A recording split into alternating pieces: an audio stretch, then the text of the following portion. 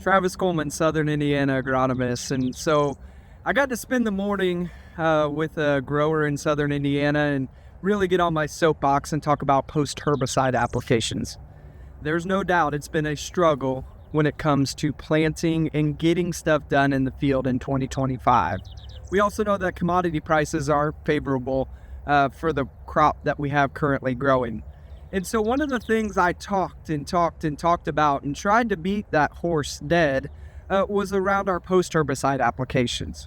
For me, one of the biggest things I see is that our post-herbicide applications is one of the things we don't often think about. We've had a lot of new technologies that are allowing us to post later into the season and clean up fields. Well, there's a lot of data out there that says that's actually not beneficial, but I won't share or get too in the weeds on that. The biggest thing I want to say is I want to remind you that it's going to take energy away from these soybeans as we start to move in our reproductive phases to metabolize that herbicide. I'm actually going to share some data from 2024 here. The PFR team was able to partner with John Deere on their new technology offering called See and Spray. When they did this, the booms not only have nozzle by nozzle control, they also have cameras mounted in the front of the boom. So as they move across the field, they're able to see and only apply herbicide where those weeds are. So you can see we saw a great benefit in our herbicide application costs, but we also saw a yield bump.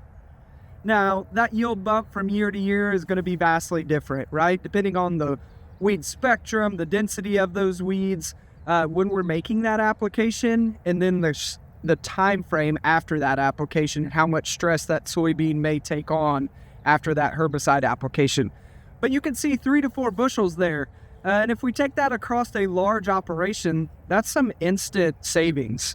And so I want to remind you of some of those things as we start to make those commitments to a post-herbicide application. The other thing I want to remind you of is that we got a long planting window, right? We have beans planted anywhere from March until last week.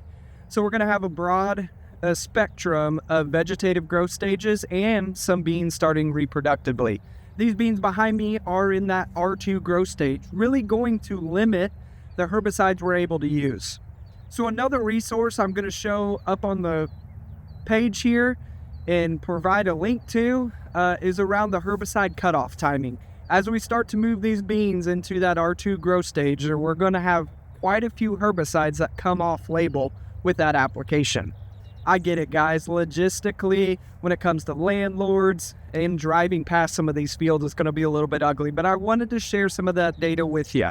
At the end of the day, in 2025, it's all about bushels, right? Bushels are what's going to make us money or help us break even. So we got to make sure we're maximizing this. And really, at the end of the day, not gaining bushels, but retaining the bushels and the yield potential we may have. If you have any questions or concerns, reach out to your dealer, your seed advisor, or myself. Have a great day. Thanks for watching.